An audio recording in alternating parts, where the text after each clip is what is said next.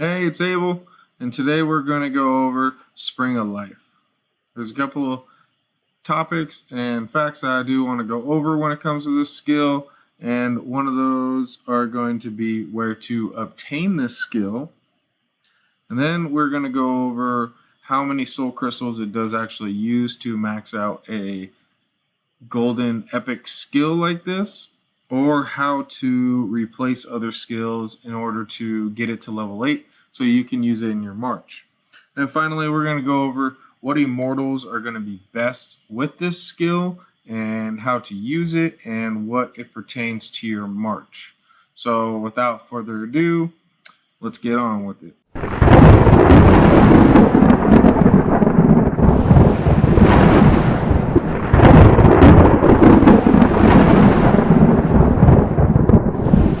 Hey, welcome back. All right, so we are going to start with the first topic, and that is, where do you even get this skill?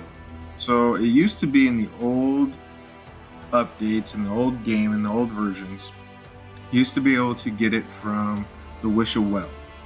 So now with the Wish a Well has it updated, you can acquire these skills through one means that I do know, and that is actually going, and these are pay to win skills, is that you're going to go to your first recharge that has a certain skill available to it. So now what you're going to do is you're going to buy these skills. So it's going to cost 140 American dollars to go ahead and get 60 stones. Now, depending on where you're at or your country, that could be a little different. But here's the kicker. You're like, oh, hey, wait, this event is on like a 6-week-ish rotation. So you're going to have chances to sell this stone, and then later on, if you want to buy it within that time frame of this recharge event, you are going to be able to acquire this stone. So, and these are for the skills that you can't get in the Wishing Well. And in the Wishing Well, you can get all these skills right here as of right now. So you can get the KVK skills, and then you can get some of the ones that you aren't able to get any other way. So especially with corrosive power, and especially with the ones that have passed, so that would be Chaos Storm, and then this event is going to be the Blood Frenzy, which will probably end in a couple weeks, and then they'll move on to a new skill. So that is how you're going to acquire them. Then you're going to sell them, and you're going to go over here, and then you're going to go to the Wish Shop.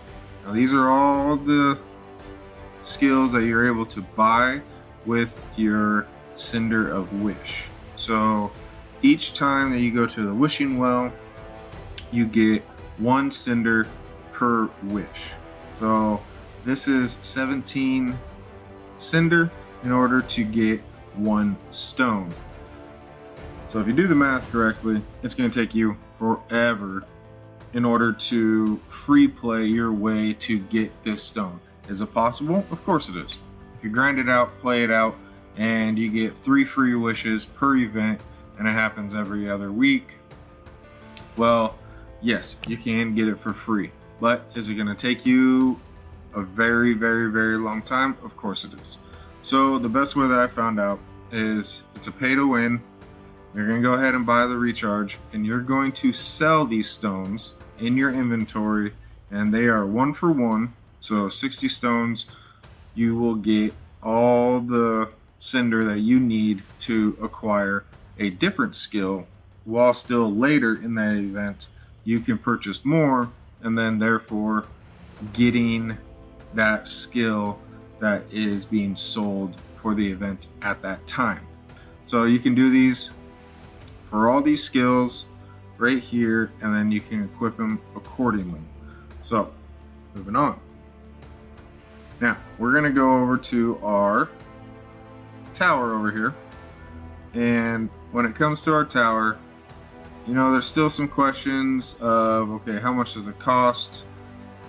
What is the turnover rate? And what's the best way to get it to level 8? Well, here's the answer. If you don't have 100 and I think it's 45,000 soul crystals right off the bat, that is going to get you to level 8. Boom, boom, boom, boom. But if you don't, there's always an option that you can come over here to a lesser skill that you do not use. I do use all my skills, but say we have this one right here. Well, we can sell it and get some soul crystals back. Do I recommend that? No. We have 4 marches. You at least need 3 skills per immortal at level 8. So that's 3, 9, that's 12. That's 12 skills that you're going to need per march, and we have 4 marches. So if you have those, sure, go ahead. If you have ones that you're not going to use ever, go ahead. That is totally up to your choice. And moving on with that is I do recommend saving up your soul crystals, which as you see right here, I did. I saved up my soul crystals. I got 3 left, and then we've already maxed this out. So an easy way to get soul crystals, obviously, is we are going to summon over here, and then we're going to go through that whole kit and caboodle. Here, we'll just go ahead and do it real quick, and we're going to summon them. So I hit skip. Sometimes you get a gold 60, which will give you 6,000. This one will give me 4,000 soul crystals, plus the little bit fragments that are over here. So, and then you will go to your alchemy lab over here, and see I got a little bit stacked up, and then you're gonna sell all the ones that you do not need. So right here I got 5,200, and I'm gonna do this constantly over and over and over again until I have at least like 145,000 soul crystals, and that will get me a max level epic skill in order to use without selling or refurbishing my other skills out I could possibly need for the future. So now, what immortals are actually best with this this skill? Let's go over the skill real quick. So right now we got Spring of Life. Now it increases healing effect received by all friendly units by 25%. So in a nutshell, whatever base healing that unit is going to receive, it's going to be increased by 25%. And every time a unit receives healing, they will receive 15 less damage for 3 seconds. So the more healing that they get, the more damage reduction buff they will receive constantly. So if the whole team gets it, everyone gets 15 less % damage for 3 seconds.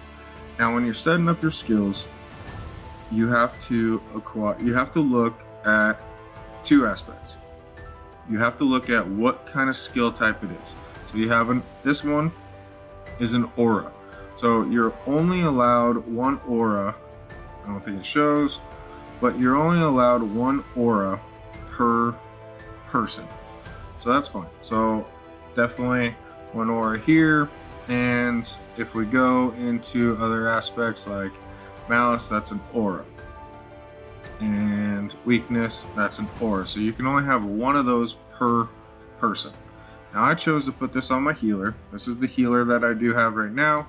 Later on I will have Theo and possibly Fufei, but right now I got Zeno. So Zeno is pretty cool. Goes hand in hand is that she will, of course, restore HP to 2 units with the highest troop loss, and the 2 units will regain health over time for 6 seconds with every successful hit with a normal attack. So Zeno and Alex go really hand in hand together, is because he only does normal attacks, especially when you have his artifact on. So going back to now, who do we use this for? So when it comes to a skill, you also have position limit. So position limit, this has no limit right here. And I will give you one that does have a position limit. So no escape. This means that only a defense player and only a support immortal can actually have this skill of no escape. So it has to be defense or it has to be support. And this is how you actually find out, is that in your mortal class setup, however you want to do it, is that she is support and he is defense. So coming to Spring of Life is an aura and it actually has no position limit. So that means actually anyone can use it, which is super cool. So there's different aspects with this. A lot of people are going to, especially with Spring of Life, you're going to put on a healer. Okay, that's sweet.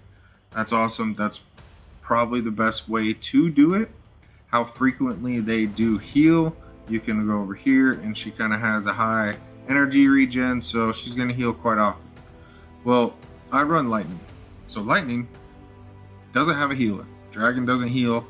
So how many times are they actually going to heal? Now I could put this in my main march because Purification heals when it doesn't have any debuffs to take away, so it will heal. So it'll activate actually the Spring of Life, and it will give the person that it does heal Purification will give them another 15 less damage for 3 seconds. Now, is that efficient? Nah, not really. And then you also have, let's see here, you also have Vitality Touch. So Vitality Touch also heals a single troop. So, and it does give physical and magical defense. So every time this activates, actually, this will get a 25% buff. And with that, that'll be 100%. So it'll actually be a recovery rate of 500% if you do the math right. Now, is that worth it? But that's all the healing I have, and it's only one unit.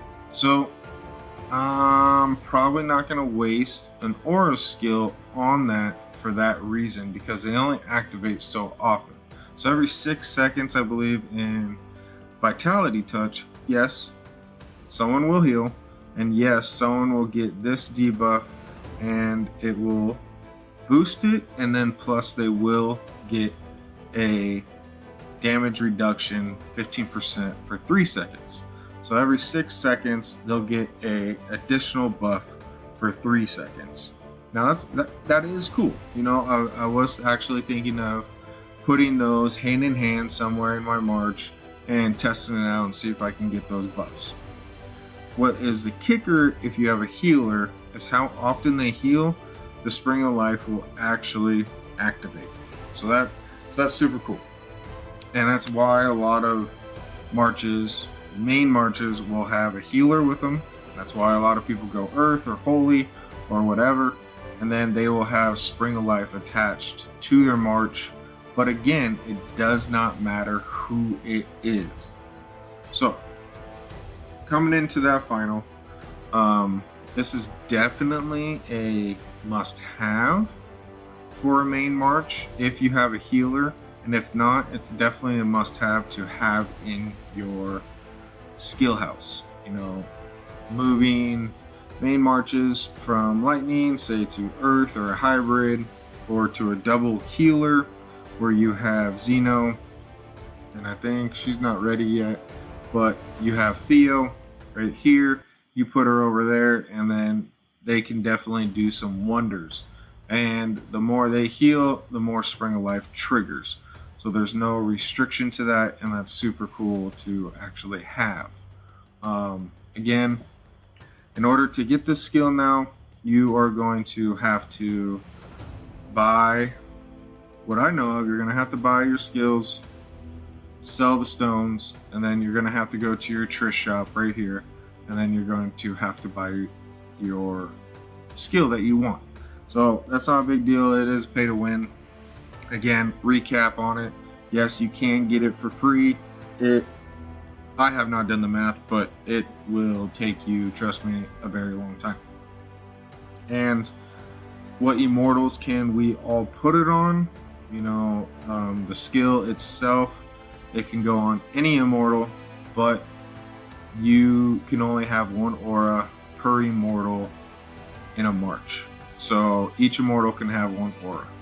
So as a recap, thanks for listening. I hope this helps. Definitely Spring of Life is going to help your march. Depending if you have a healer or not, is going to be the effectiveness in that march. But can it overall help you if you do heal? Of course it will. And, knowing with that, I appreciate it. Keep grinding out there, and let's all have fun. And thank you for watching. So appreciate it.